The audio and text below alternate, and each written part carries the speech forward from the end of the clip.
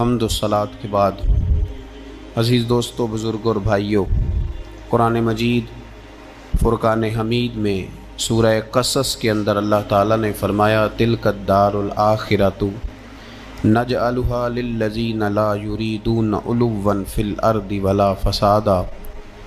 فرمایا یہ آخرت کا گھر ہے۔ ایک دنیا میں انسان کا گھر ہوتا ہے، ایک آخرت کا گھر ہے۔ فرمایا یہ آخرت کا گھر ہم نے ان لوگوں کے لیے بنایا ہے جو زمین میں نہ تکبر چاہتے ہیں اور نہ فساد پھیلاتے ہیں۔ یہ آخرت کا گھر ہم نے ان لوگوں کے لیے بنایا ہے۔ اور فرمایا والعاقبۃ للمتقین، آخرت کی بھلائی پرہیزگاروں کے لیے۔ جو لوگ نہ تو تکبر چاہتے ہیں نہ فساد کرتے ہیں، جو متقی بن کے اللہ سے ڈر کے وقت گزارتے ہیں، یہ آخرت کا گھر ہم نے ان لوگوں کے لیے بنایا ہے۔ نبی پاک صلی اللہ تعالیٰ علیہ وسلم نے لوگوں کے دلوں میں خوف خدا پیدا کیا، تو حضور علیہ السلام کے بعد بھی جو خلفائے راشدین ہوئے، حضرت ابوبکر صدیق سے لے کر امام حسن تک، حضرت ابوبکر صدیق، سیدنا عمر فاروق، عثمان غنی، مولا علی، اور حضرت علی کے بعد 6 مہینے تک حضرت امام حسن نے بھی خلافت کی۔ تو یہ سب لوگ اللہ سے ڈرنے والے تھے، پرہیزگار تھے۔ یہ وہی لوگ تھے جن لوگوں نے نہ تو اطراء زمین میں نہ تکبر کیا نہ کوئی فساد کیا، وہی لوگ تھے۔ اس کے بعد پھر ملوکیت آ گئی اسلام کے اندر، بادشاہت آ گئی۔ حضرت امیر معاویہ رضی اللہ تعالیٰ عنہ پہلے بادشاہ ہیں اسلام کے، اور بعد میں جو لوگ ہوئے انہوں نے بادشاہت کی، خاندانوں کو نوازا، بڑے بڑے لوگوں کو وظیفے دیے، سیاسی چالیں بھی چلیں، بہت سارے جگہوں پہ فساد بھی ہوا، بڑے حالات خراب بھی ہوئے۔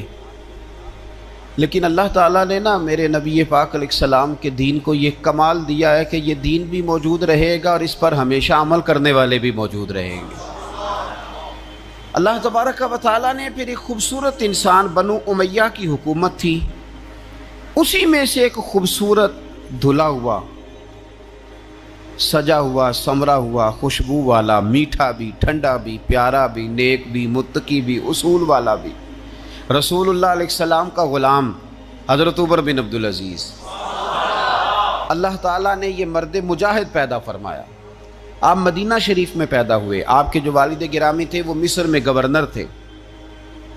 حضرت عمر بن عبدالعزیز رحمۃ اللہ تعالیٰ علیہ کی جو والدہ ہیں وہ حضرت عمر فاروق کی پوتی ہیں، تو آپ کی رگوں میں فاروقی خون بھی تھا۔ حضرت عمر بن عبدالعزیز رحمۃ اللہ تعالیٰ علیہ کہ والد گرامی نے آپ کو مدینے میں پڑھنے کے لیے چھوڑا۔ حضرت صالح بن کیسان ایک عالم اور محدث تھے، ان کے پاس آپ نے تعلیم پائی۔ اور جناب عمر بن عبدالعزیز رحمۃ اللہ تعالیٰ علیہ کے والد اگرچہ مصر میں تھے، لیکن آپ کو مدینہ میں رکھا، آپ نے مکمل تعلیم حاصل کی، علم حاصل کیا، چھوٹی سی عمر میں قرآن پاک کے حافظ بھی ہو گئے۔ پھر جب بڑے ہوئے تو اللہ نے یہ موقع دیا، چونکہ خاندان کی حکومت تھی تو آپ مدینہ شریف کے گورنر بنے، اور مدینہ منورہ کے ساتھ ساتھ آپ کو طائف کی حکومت بھی ملی، مکہ مکرمہ کی حکومت بھی ملی۔ پھر بعض جگہ پہ تو یہ ہے کہ آپ نے خود کسی وجہ سے استعفیٰ دیا، اور بعض جگہ یہ ہے کہ سازش کر کے آپ کو معزول کیا گیا۔ لیکن حضرت عمر بن عبدالعزیز نیک بڑے تھے، پرہیزگار بڑے تھے، پر خوش لباس بھی بڑے تھے۔ خادم کو جب بھیجتے تھے بازار تو کہتے تھے جو سب سے مہنگا جوڑا ہو وہ خرید کے لانا۔ خوشبو بہترین استعمال کرتے تھے۔ جب گزرتے تھے تو لوگوں کو پتہ چلتا تھا کہ کوئی عام نہیں گزرا، عمر بن عبدالعزیز گزرے۔ جب تک گورنر رہے، جب تک خاندان میں رہے، ماحول اور رہا۔ سلیمان بن عبد الملک خلیفہ جب جانے لگے تو انہیں وصیت کر دی کہ میرے بعد عمر بن عبدالعزیز خلیفہ ہوں گے۔ یہاں تو لوگوں کو عہدہ ملے تو لوگوں کی کیفیت بدل جاتی ہے نا، لیکن جب حضرت عمر بن عبدالعزیز کا اعلان ہوا تو رونے لگے، ایک کونے میں بیٹھ کے رونے لگے، فرمانے لگے مجھے امید نہیں تھی کہ وہ اتنا بڑا بوجھ میرے کندھوں پہ ڈال کے چلا جائے گا۔ اتنے سارے لوگوں کا بوجھ، اتنے سارے لوگوں کی آزمائش. خیر چونکہ وصیت تھی، آپ کی بیعت لی گئی. بیعت لینے کے بعد آپ ممبر پہ چڑھے تو فرمایا لوگوں میں تمہیں آزاد کرتا ہوں، اگر تم میرے علاوہ کسی کو حکمران بنانا چاہو تو مجھے کوئی اعتراض نہیں ہے. لوگوں نے کہا نہیں، آپ ہی ہمارے حکمران ہوں گے. حضرت عمر بن عبدالعزیز دنیا اسلام کے اندر ایسی مثال ہیں، اچھی طرح سمجھ لیں کہ جب حالات اب نہیں اب تر ہو گئے تھے، بد نہیں بدترین ہو گئے تھے، اور بڑے بڑے لوگوں نے عجیب ماحول گھڑ لیے تھے، اس ماحول میں آئے. لمبی نہیں، 2.5 سال حکومت کی صرف، لیکن لوگوں کو حضرت صدیق اکبر کی یاد آنے لگی، لوگوں کو سیدنا فاروق اعظم کیا. آپ کی جو بیوی تھی وہ بھی بادشاہ کی بیٹی تھی،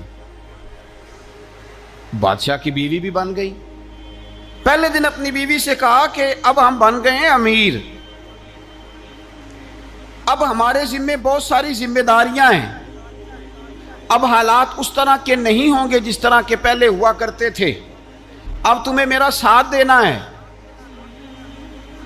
اپنا سارا زیور دو، میں بیت المال میں جمع کرانا چاہتا ہوں. یہ بڑا مشکل کام ہوتا ہے کسی خاتون کے لیے. سارا مال وہاں جمع کرا دیا. پہلے دن ہی سارے کپڑے سپڑے حضرت عمر نے اپنے خیرات کر دیے، سادہ لباس پہن لیا، اور بڑی تھوڑی غذا گھر میں آتی تھی، بیت المال سے تھوڑا سا وظیفہ، جائیدادیں ساری دے دی اللہ کے راستے میں، غریبوں میں بانٹ دی. ایک دن گھر میں تشریف لائے تو بچیوں نے منہ پہ ہاتھ رکھ لیا. حضرت عمر بن عبدالعزیز بات کرتے ہیں تو بیٹیاں منہ چھپا لیتی ہیں. پتر کیا بات ہے بیٹے، میرے منہ سے بدبو آ رہی ہے، منہ چھپاتی ہو؟ تو بچیاں خاموش ہوئیں. جب دوبارہ پوچھا تو کہنے لگے ابا جی جو آپ خرچہ دیتے ہیں نا اس میں 2 وقت روٹی نہیں پک سکتی. اور یارو میں آپ کو وقت کے امیر کی بات سنا رہا ہوں. یہ جو رکھ رکھاؤ میں نے اور آپ نے بنا لیا ہے تو خرچے اتنے بڑھا لیے کہ ہم الجھ گئے، ہم سے پورے نہیں ہوتے. لیکن جنہوں نے اولادوں کو سادہ رکھا، حالات قابو میں رکھنے میں کامیاب ہوئے، بچ گئے.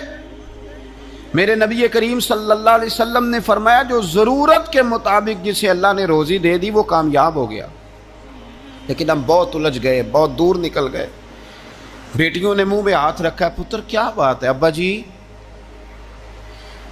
اتنے پیسے آپ لاتے ہیں 2 وقت کی روٹی نہیں پک سکتی، تو ہم نے پیاز سے روٹی کھائی ہے، منہ سے بدبو آ رہی ہے، تو اس لیے آپ کے سامنے منہ نہیں کھولا کہ آپ کو کراہت ہوگی. تو حضرت عمر بن عبدالعزیز آنکھوں میں آنسو تو آئے پر کہنے لگے یا اللہ تیرا شکر ہے کہ جس جگہ میں اپنی اولاد کو کھڑا کرنا چاہتا تھا میری اولاد وہاں کھڑی ہو گئی ہے. یہ پیاز سے روٹی کھا کے بھی شکر ادا کرتی، پیاز سے روٹی کھا کے بھی. آپ یقین کریں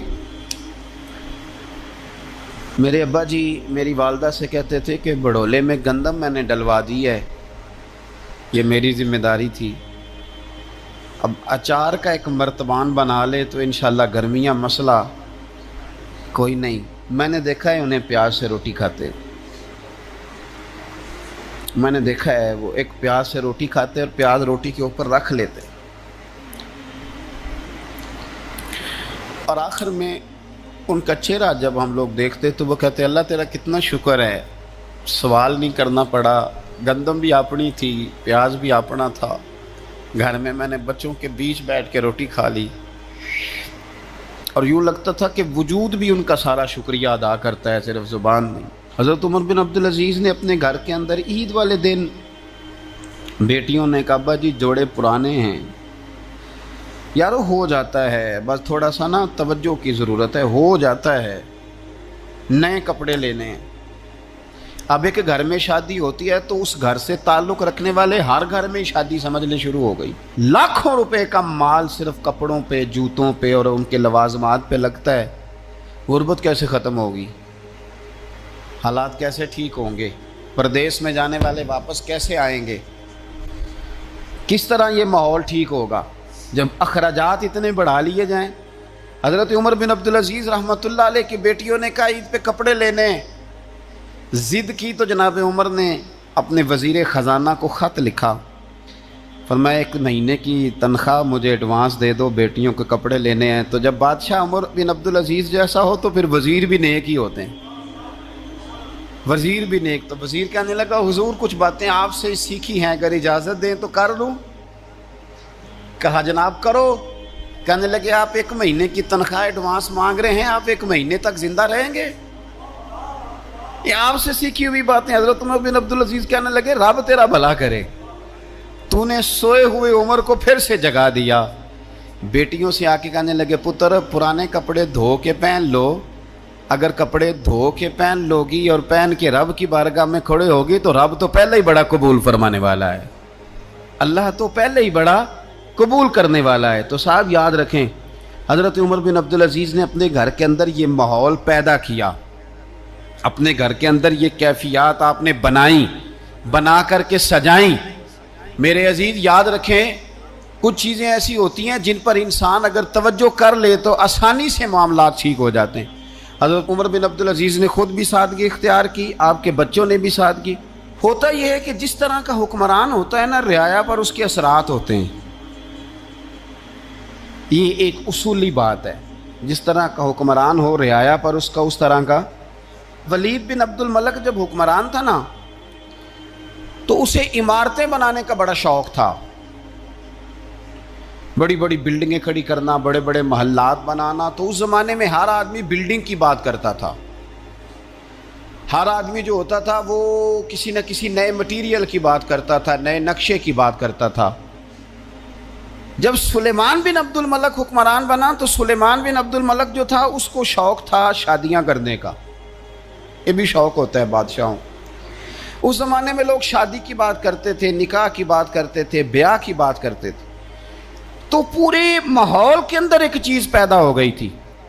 لیکن جب حضرت عمر بن عبدالعزیز کا زمانہ آیا تو وہ راتوں کو عبادت کرتے تھے، وہ وظائف پڑھتے تھے، وہ قرآن پاک کی تلاوت کرتے تھے، وہ اللہ کا ذکر کرتے تھے۔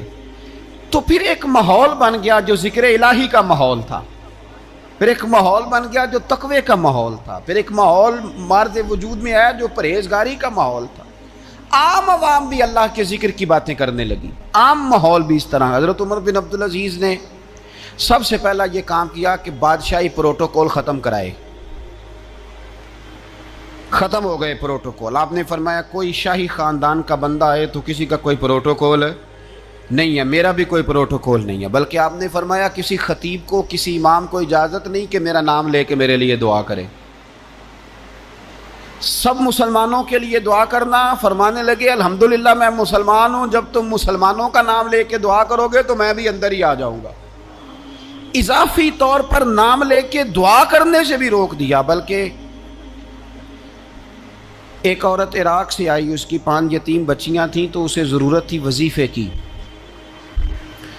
اس نے آ کے پوچھا حضرت عمر بن عبدالعزیز کا گھر کہاں؟ تو لوگوں نے فرمایا وہ سامنے جو ٹاٹ اور بوریے کا پردہ لٹک رہا ہے وہ عمر بن عبدالعزیز کا گھر ہے۔ دروازے پہ دستک دی تو ایک عورت اندر برتن دھو رہی تھی۔ پوچھا السلام علیکم، امیر المومنین سے ملنا ہے۔ وہ کہنے لگی اس درخت کی چھاؤں میں بیٹھ جاؤ، ابھی تشریف لاتے ہیں۔ تھوڑی دیر گزری تو حضرت عمر بن عبدالعزیز آئے تو کنویں سے پانی نکال کے نا، سین میں کنواں تھا تو جو جگہ میں مٹی اڑ رہی تھی نا، گرد اڑ رہی تھی، ہوتا ہے نا عصر کے بعد لوگ پانی پھینکتے ہیں، وہاں پانی پھینکنے لگے، چھڑکاؤ کرنے لگے۔ تو تھوڑی تھوڑی باتیں وہ خاتون آپ سے کرنے لگی تو وہ جو عورت آئی تھی نا وہ کہنے لگی تم غلام سے باتیں کر رہی ہو، تمہیں پردہ کرنا چاہیے۔ وہ کہنے لگے یہ غلام نہیں، یہ میرے شوہر ہیں اور یہ امیر المومنین عمر بن عبدالعزیز ہیں۔ کہنے لگی یہ عمر بن عبدالعزیز ہے؟ کہا ہاں یہ عمر بن عبدالعزیز ہے۔ تو وہ خاتون حاضر ہوئی، کھجوریں اس کو دی گئیں کھانے کے لیے۔ اس نے کہا حضور میری 5 یتیم بیٹیاں ہیں، مجھے وظیفہ چاہیے۔ جناب عمر بن عبدالعزیز نے ایک بیٹی کا نام پوچھا، ولدیت پوچھی، وظیفہ لکھا۔ عورت کہنے لگی اللہ تیرا شکر ہے میری بچی کا وظیفہ لگ گیا۔ دوسری کا نام پوچھا، ولدیت پوچھی، عمر پوچھی، وظیفہ لگایا۔ اللہ تیرا شکر ہے میری یتیم بچی کا وظیفہ۔ 4 بچیوں کے وظیفے عمر لکھتے رہے، خاتون اللہ کی حمد کرتی رہی۔ 5ویں کا لکھنے لگے تو کہنے لگی میں نے زمانہ بڑا دیکھا ہے پر عمر بن عبدالعزیز تیری طرح کا بندہ نہیں دیکھا۔ آپ فرمانے لگے اب میں 5ویں کا وظیفہ نہیں لکھتا، چاروں کا وظیفہ جا کے گورنر سے منظور کرا لے اور چاروں کو کہنا تھوڑا تھوڑا پانچویں کو بھی دے دے۔ حضور کیوں نہیں لکھتے؟ فرمایا جب تک تو حمد کے لائق رب کی حمد کر رہی تھی میں وظیفے لکھ رہا تھا، اب تو نے میری تعریفیں شروع کر دی۔ اپنی تعریف پر کیسے وظیفہ لکھوں؟ وہ تو حمد کے لائق ہے، اس کی حمد ہونی چاہیے، لیکن میں اپنی تعریف پر، اپنی خوشامد پر میں نہیں لکھتا۔ جا اللہ تعالیٰ تیری لیے بہتری کرے۔ وہ خاتون کہتی ہے میں وہاں سے آئی، مجھے مہینوں لگ گئے، سفر لمبا تھا، عراق پہنچی تو عراق کے گورنر کو جب میں نے وہ روکا دیا تو ان کی چیخیں نکل گئی، تڑپ کے روئے۔ میں نے کہا کیا ہوا؟ کہنے لگی بی بی جس نیک آدمی نے تجھے یہ لکھ کے دیا تھا نا، چند دن ہوئے ان کا انتقال ہو گیا۔ عمر بن عبدالعزیز پردہ فرما گئے۔ وہ خاتون پھر روئی، کہنے لگی یتیم بیٹیوں کا اب کیا بنے گا، اس رکے کا کیا بنے گا؟ تو آپ فرمانے لگے بی بی جب امیر عمر بن عبدالعزیز جیسا ہو تو گورنروں کو بھی اللہ کچھ توفیق دے ہی دیتا ہے۔ اگر انہوں نے تیرا وظیفہ زندگی میں لکھا تھا تو فکر نہ کر، جب تک میں زندہ رہوں گا وظیفہ پہنچتا رہے گا۔ آپ کے گورنر نے لکھا کہ حضرت صاحب گورنر ہاؤس کی عمارت کمزور ہو گئی ہے، نہیں بنا لوں، تو آپ فرمانے لگے تو عدل کا قلعہ کیوں نہیں بناتا، انصاف کی دیواریں کیوں نہیں کھڑی کرتا؟ فرمایا چھوڑ اینٹیں لگانا، عدل و انصاف کا قلعہ بنا۔ سب سے بڑی بات یہ تھی کہ بڑے پابند تھے صوم و صلات کے، دن کو تلاوت کرتے، رات کو عبادت کرتے، پنجگانہ نماز میں کھڑے ہوتے، اللہ کے خوف کی بات آتی تو چڑیا کی طرح پھڑ پھڑاتے، ڈرتے۔ آپ کی اہلیہ کہنے لگی عمر بن عبدالعزیز یہ کیفیت کیسے ہوئی؟ فرمانے لگے ایک ذہن میں بات بیٹھ گئی تھی کہ رب نے حساب پوچھنا ہے اور میں نے حساب دینا ہے، تو جس کو پتا ہونا میں نے حساب دینا ہے اور مجھ سے کسی نے حساب پوچھنا ہے، پھر سمجھیں، حساب دینا ہے اور کسی نے حساب پوچھنا ہے، حساب دینا ہے اور حساب، تو فرماتے ہیں جب یہ ذہن بن گیا نا کہ میں نے حساب دینا ہے اور رب نے حساب پوچھنا ہے، تو بس پھر میں نے حساب کر کے رکھنا شروع کر دیا۔ پھر میں نے کوشش کی ہے کہ حساب کروں کہ نا انصافی نہ ہو جائے، ظلم نہ ہو جائے۔ ایک آدمی بڑی دور سے چل کے آیا، عرض کی حضور آپ کے گورنر نے میرا مال چھین لیا ہے، واپس نہیں کرتا۔ تو حضرت عمر بن عبدالعزیز رحمۃ اللہ نے رکا لکھا، فرمایا میں نے تو تجھے نیک آدمی سمجھ کے گورنر بنایا تھا اور تو لوگوں کے مال نہیں واپس کرتا، فوراً واپس کر۔ اس کے نام جب خط لکھا تو آدمی خوش ہو گیا، تو آپ فرمانے لگے اب یہ بتا تیرا آنے جانے کا خرچہ کتنا ہوا؟ عرض کی حضور کیا مطلب؟ آپ فرمانے لگے ایک تجھ پہ ظلم ہو اور دوسرا تیرے اوپر اور خرچے ڈالے جائیں۔ دیکھیں نا، ایک آدمی کی زمین پہ قبضہ ہو، پھر وہ وکیل کرے، پھر وہ گواہ اکٹھے کرتا پھرے، پھر وہ مسائل میں الجھ جائے۔ جناب عمر بن عبدالعزیز نے ہمیں ایک سوچ عطا فرمائی، فرمایا ایک تیرے اوپر ظلم ہوا، ایک تجھے اتنی تکلیف ہوئی یہاں آنے کی، اور ایک تیرا خرچ ہوا، بتا کتنے پیسے؟ عرض کی حضور میرا تو لاکھوں کا مال آپ نے واپس کرا دیا ہے، اب چھوڑے خرچے کو۔ فرمایا نا بھائی، یہ میرے رسول کائنات کا دین ہے، اس میں ہم ہر شے کا حساب کر کے رکھیں گے۔ تیرا خرچ ہوا ہے، تیرا خرچہ ہوا ہے، تجھے آنا پڑا، تجھے جانا پڑا۔ اور دنیا کے منصفوں، فیصلے کرنے والوں، تھوڑا خیال تو کرو کتنے لوگ ہیں جو رول گئے بیچارے رستوں میں کچہریوں کے، جو عدالتوں کے چکر لگا لگا کے تھک گئے، جن کی اولادیں تڑپ اٹھیں، مکان بک گئے، انہوں نے اپنے حقوق کیا لینے تھے، ان کی تو باقی چیزیں بھی چلی گئیں۔ فرمایا خرچہ بتا کتنا ہوا؟ عرض کی حضور 60 دینار تقریباً۔ فرمایا اسے مال خزانہ سے 60 دینار بھی دو۔ پھر فرمایا میری جیب سے اسے 50 اور دو تاکہ یہ آنے جانے میں مزید روٹی کھا سکے، گوشت کے ساتھ روٹی کھائے۔ اور پھر فرمایا معاف کر دینا، حکومت عمر بن عبدالعزیز کی تھی پر تجھے بڑی تکلیف اٹھانی پڑی، اذیت اٹھانی پڑی۔ یارو اس رنگ میں اس شخص نے حکومت کی، اس انداز میں، اور سب سے بڑھ کر بنو امیہ میں سے تھے، لیکن میرے رسول پاک کی اولاد سے جو پیار، حضور کی نسل سے، کسی نے آپ کے سامنے کہہ دیا، امام جلال الدین سیوطی نے اس کو لکھا ہے، کسی نے عمر بن عبدالعزیز رضی اللہ تعالیٰ عنہ کے سامنے کہہ دیا یزید امیر المومنین تھا، मोमिनों का अमीर था, फरमाया पकड़ो इस बदजात को 20 कोड़े मारो, पकड़ो इस नालायक को, इसे 20 कोड़े मारो। ये नबी पाक के खानदान के कातिल को अमीरुल मोमिनीन कहता है। ये फतवा जनाब उमर का। मौला अली शेर खुदा की औलाद में से एक शहजादे आपके पास आए किसी काम के लिए, तो उमर बिन अब्दुल अजीज उठ के खड़े हो गए, हाथ बांध दिए, कहने लगे हुजूर सारी दुनिया मेरे पास आए, आप ना एक रुका लिख दिया करें या पैगाम दे दिया करें, इसलिए कि इस धरती पे जो कुछ भी है वो मदीने वाले रसूल का ही सदका है। हुजूर की औलाद से प्यार, नबी पाक सल्लल्लाहु अलैहि वसल्लम के ख़ानदान के साथ मोहब्बत। हज़रत उमर बिन अब्दुल अजीज़ ने फलाए आमा के काम कराए, बड़े बड़े सराय बनाए, लोगों के ठहराने का बंदोबस्त किया, वज़ाइफ दिए गरीबों को, मसाजिद बनाई, मदारस बनाए। आपको मुजद्दिद कहा जाता है। नए सिरे से तजदीद की, उलमा से प्यार किया, सदकात व खैरात का एक ऐसा माहौल दुनिया के अंदर बनाया कि लोग कहते हैं कि हम ज़कात देने के लिए बंदा तलाश करते थे, पर जनाब उमर बिन अब्दुल अजीज़ के ज़माने में कोई ज़कात लेने वाला मुयस्सर नहीं आता था। एक शख्स मिला तो लोगों ने उसको इतनी ज़कात दी, इतनी ज़कात दी, इतनी ज़कात दी, लोग खुशहाल हो गए।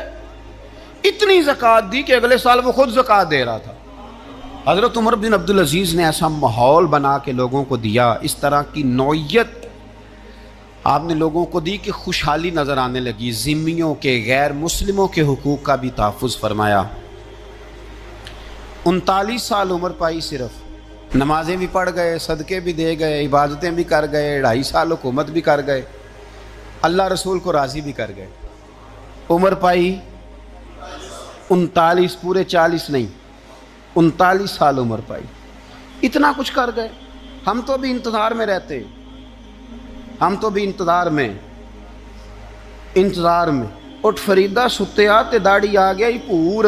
उठ फरीदा, ये सुत्या का मतलब बाबा जी ने गफलत बयान किया है। इसका मतलब ये नहीं कि सच्ची मुच्ची सोया हुआ था, कहते तू गाफल है। उठ फरीदा सुत्या दाढ़ी आ गया ही पूर, और अग्गा नेड़े आ गया ही, पिछा रह गया ही दूर।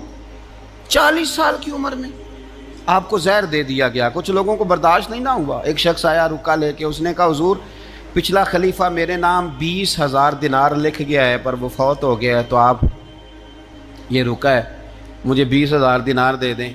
आप फरमाने लगे संभाल के रख, शायद मेरे बाद वाला दे दे। रुका संभाल के रख, पर मुझसे ना उम्मीद रखना 20,000 दिनार तो मैं 20,000 घर में दूंगा और 20,000 चूल्हे जलाऊंगा। मैं एक आदमी को इतना अमीर कर दूं और बाकी लोग देखते रहे। आपको जहर दे दिया गया, बीमार रहे, बच्चों को बुलाया, फरमाया बेटा मैं जहन्नुम से डर गया था, तुम्हारे लिए माल नहीं जमा कर सका। बुज़दिल निकला, शदीद अलील हो गए। वो जो आयत मैंने पढ़ी है ना, आपकी अहलिया कहती हैं कि आखिरी वक़्त आपकी ज़ुबान पर वो आयत जारी हुई, तिलका दारुल आखिरत नजअलुहा लिल्लज़ीना ला युरीदूना उलुव्वन फिल अर्दि वला फसादा वल आकिबतुल लिलमुत्तकीन। फरमाया ये आखिरत का घर है, उन लोगों को मिलेगा जो ना ज़मीन में तकब्बुर करते हैं ना फसाद चाहते हैं। ये आयत पढ़ी और रूह परवाज़ कर गई। मरने से पहले, विसाल से पहले 10 दिनार या 20 दिनार दे के अपने बेटे को भेजा। फरमाया गाँव में जाओ और मेरे लिए ज़मीन ख़रीदो कब्र के लिए, और अगर गाँव वाले खुशी से दे दें तो ख़रीदना, और अगर उन्हें दिक्कत हो तो उन्हें तंग ना करना। 10 दिनार की ज़मीन ख़रीदने के लिए जब बेटा जाने लगा तो उसने कहा हुजूर कुछ लोगों की ख्वाहिश है कि आपका जस्दे खाकी मदीने ले जाया जाए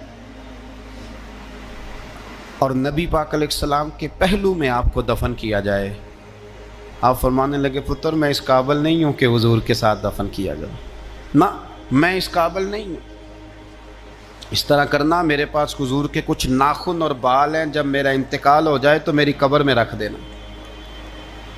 और फिर हज़रत उमर बिन अब्दुल अजीज़ ने फरमाया मुझे ना सस्ता कफन देना 2 दिनार का, इससे ज़्यादा कफन न देना, 2 दिनार का कफन। हुजूर आपका माल है कुछ पड़ा हुआ तो उसमें से अच्छा कपड़ा खरीदा जा सकता है। फरमाया ना भाई 2 दिनार का कफन खरीदना। हुजूर क्यों? फरमाया इसलिए कि अगर मैं नेक हुआ तो अल्लाह मुझे जन्नत का लिबास अता फरमा देगा, अगर मैं बद हुआ तो ये भी तो फट ही जाएगा, चीर दिया जाएगा। قبر توڑ دے گی پسلیاں، لہٰذا مجھے مہنگا کفن نہ دینا، 2 دینار کا۔ آپ کے وصال سے کچھ عرصہ پہلے نا آپ نے ایک قاصد بھیجا، روم کے بادشاہ کے پاس وہ گیا تو وہاں اس نے ایک عجیب منظر دیکھا کہ وہاں ایک حافظ قرآن نابینا آدمی قید ہے، اس کی آنکھیں موجود نہیں ہیں اور وہ چکی چلاتا ہے، آٹا پیستا ہے۔ اس قاصد نے اسے پوچھا تو یہاں کب سے ہے اور یہ تیرے ساتھ معاملہ کیسے ہوا؟ تو وہ کہنے لگا مجھے انہوں نے گرفتار کر لیا، پھر مجھے کہنے لگے عیسائی ہو جا، میں نے انکار کیا تو انہوں نے میری آنکھیں نکال دی۔ اب میں صبح شام یہ تھوڑا سا کام کرتا ہوں، چکی پیستا ہوں تو روٹی دے دیتے ہیں۔ وہ قاصد حضرت عمر بن عبدالعزیز کے پاس آیا اور آ کے کہا حضور ایک اس طرح کا مسلمان روم کے بادشاہ کے پاس قید ہے، ایک مسلمان کی تکلیف۔ حضرت عمر بن عبدالعزیز نے جب سنا تو رو پڑے، فرمایا وہ قید ہے اور وہاں قید ہے اور ہم یہاں آرام سے بیٹھے ہیں۔ فوراً رکا لکھا قاصد سے کہنے لگے واپس جا، روم کے بادشاہ کو جا کے کہہ کہ اس نابینا قیدی کو فوراً آزاد کرے، ورنہ میں ایک ایسا لشکر بھیجوں گا کہ اتنا بڑا لشکر بھیجوں گا کہ اس کا پہلا آدمی تیرے پاس ہوگا اور آخری میرے پاس ہوگا، اور تجھے پھر وہ بندہ چھوڑنا پڑے گا، تو ابھی چھوڑ دے، میں تجھے پیغام دے رہا ہوں۔ وہ قاصد کہتا ہے جب میں رکا لے کے پہنچا، ظاہر ہے بڑا لمبا سفر ہوتا تھا، آنے جانے میں مہینوں بھی لگ جاتے تھے۔ کہتے ہیں میں نے رکا دیا تو اس نے پڑھا، کہنے لگا میری طرف دیکھ کے رکا میں نے پڑھ لیا ہے، علماء علماء کو جانتے ہیں، تاجر تاجروں کو جانتے ہیں، تو بادشاہ بھی بادشاہوں کو جانتے ہیں۔ فرمایا تم مسلمان ہو، میں نہیں ہوں، پر اتنی تم اس درویش کی قدر کرتے ہو، میں تم سب سے بڑھ کر قدر کرتا ہوں۔ میں اس بندے کو لشکر لے کے آنے کی تکلیف نہیں دوں گا، میں ویسے ہی قیدی آزاد کرنے لگا، تم لے جاؤ۔ کہتے ہیں مجھے چند دن وہاں رہنا پڑا، کچھ لوازمات تھے جن کے لیے رکنا پڑا۔ ایک دن میں شاہ روم کے دربار میں گیا تو وہ تخت سے نیچے اتر کے رو رہا تھا اور اس کی ہجکی بندھی تھی اور اس کے سینے سے آواز نکل رہی تھی۔ میں نے پوچھا لوگوں سے کیا ہوا، کہنے لگے خود ہی پوچھ لو۔ میں نے جا کے کہا بادشاہ کیا ہوا، کیوں رو رہے ہو؟ تو کہنے لگا آج دھرتی کا حسن اٹھ گیا ہے، آج سنگار ختم ہو گیا، آج دھرتی کا حسن اٹھ گیا۔ میں نے کہا کیا ہوا؟ کہنے لگے عمر بن عبدالعزیز انتقال کر گئے، تمہارا امیر چلا گیا۔ تو میرے دل میں خیال آیا، میں نے آہ بھری، میں نے کہا پھر ہمارے لیے کیا حکم ہے؟ تو فرمانے لگے وہ چلتا پھرتا راہب تھا، لوگوں کے پاس کچھ نہیں ہوتا تو وہ فقیر ہوتے ہیں، پر اس کے قدموں میں تو خزانے تھے، پر وہ پھر بھی فقیر تھا۔ فرمایا اس کا حکم اگر میں زندگی میں مانتا تھا تو مرنے کے بعد بھی بات مانی جائے گی، تمہارا قیدی بھی تمہیں واپس کیا جائے گا اور عمر بن عبدالعزیز کی بات بھی سنی جائے گی۔ کسی نے حضرت عبداللہ ابن مبارک سے کہا آپ بڑے زاہد ہیں، آپ نے دنیا چھوڑ دی۔ فرمایا میں تو عالم فاضل ہو کے زاہد ہوں، زاہد تو اصل میں عمر بن عبدالعزیز تھے جو بادشاہ ہو کے زاہد تھے۔ مالک بن دینار بھی کہتے تھے وہ بادشاہ ہو کے زاہد ہیں۔ ان کا انتقال ہوا تو خواجہ حسن بصری فرمانے لگے آج دنیا سے بہترین آدمی چلا گیا۔ حضرت سیدنا امام احمد بن حنبل فرمایا کرتے تھے جو عمر بن عبدالعزیز کا ذکر کرے رب تو اس پر بھی رحمت نازل فرمائے گا۔ ارے یہ تو وہ شخص ہے کہ جب تک موجود تھا تو حسن موجود تھا، اور آج بھی ان کا ذکر کریں تو اللہ دلوں میں نور پیدا کر دیتا ہے۔ حضرت عمر بن عبدالعزیز رحمۃ اللہ علیہ تو وہ نیک آدمی تھے کہ ایک شخص آپ سے گفتگو کر رہا تھا، سرکاری بات چیت ہو رہی تھی تو چراغ بھی سرکاری جل رہا تھا۔ اس نے پوچھا حضور چلے سرکاری بات تو ختم ہوئی، طبیعت کیسی، حال کیا؟ فرمایا ٹھہر جو، ایک چراغ بند کر کے دوسرا جلا لیا۔ اس نے کہا حضور یہ کیا؟ آپ فرمانے لگے وہ سرکاری چراغ تھا، یہ میرا ذاتی ہے۔ جس شخص نے اتنی باریک بینی کے ساتھ تقوی اختیار کیا ہو، نبی پاک سے اتنی محبت کی ہو، دعا کرتے ہیں اللہ ان پہ کروڑوں رحمتیں فرمائے، اللہ ان پہ بے حساب برکتوں کا نزول فرمائے۔ دو باتیں حضرت عمر بن عبدالعزیز کی زندگی میں ہمیشہ غالب رہی، ایک تو دنیا ہونے کے باوجود دنیا سے دل نہیں لگا، یہ دو باتیں آپ نے یاد رکھنی،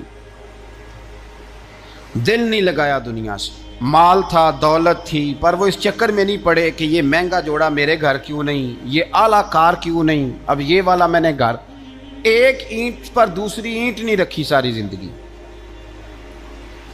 چونکہ وہ سمجھتے تھے زندگی مختصر ہے تو 40 سال کی زندگی میں ہی کمال کر گئے۔ اور دوسرا، حضرت عمر بن عبدالعزیز نے ہر وقت ایک چیز اپنے ذہن میں رکھی کہ مجھے اللہ کے سامنے کھڑے ہونا ہے، اور وَلِمَنْ خَافَ مَقَامَ رَبِّهِ جَنَّتَانِ، جو رب کے سامنے کھڑے ہونے سے ڈرتا ہے رب اسے 2 جنتیں عطا کرتا ہے۔ تو لہٰذا یہ 2 باتیں ہمیشہ ذہن میں رکھیں، یہ اتنا بناؤ سنگار، ہر وقت اپنے آپ کو سجانا، گھر سنوانا، گاڑی، یہ وہ، اتنا اس چکر میں نہ پڑیں، اور دوسرا ایک ذہن بنائیں کہ دنیا سے ہم لوگوں کو جانا ہے۔ آخر دعوانا ان الحمدللہ۔ ستا اٹھ کے کوئی نہیں خوش ہوندا،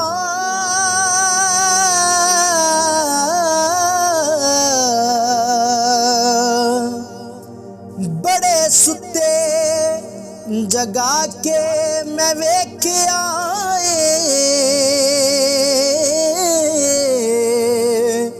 اوے کتے جیا نہیں کوئی وفادار ڈٹھا، تے ٹکر سکا بھی پا کے ویکھ آئے۔